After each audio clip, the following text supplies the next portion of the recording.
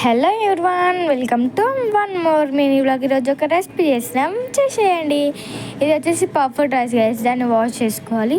దానికి కావాల్సిన ఇంగ్రీడియంట్స్ అయితే కరివేపాకు, కొత్తిమీర, మిర్చి, టమాటో, ఆనియన్స్. ఇవైతే మెయిన్ గైస్.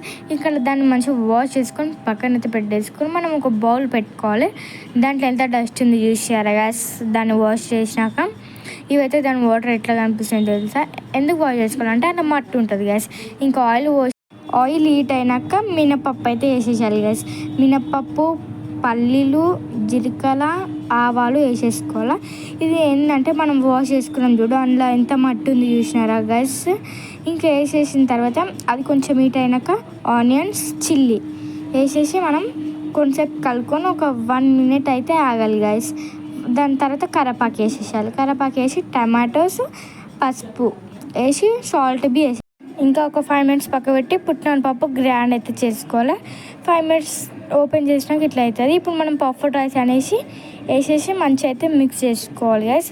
ఇప్పుడు మనమైతే గ్రైండ్ చేసుకున్న ఉంది కదా గైస్ పుట్నాల పప్పు, అది పైకైనా వేసేసి మంచిగా కలిపేసుకోవాలి గైస్. అది ఎక్కువనే ఒక 4-5 స్పూన్స్ అయితే వేసేసేయాలి. వేసి మంచిగా కలిపేస్తే అయిపోయింది. ఇది Karnataka recipe guys. Okay, bye.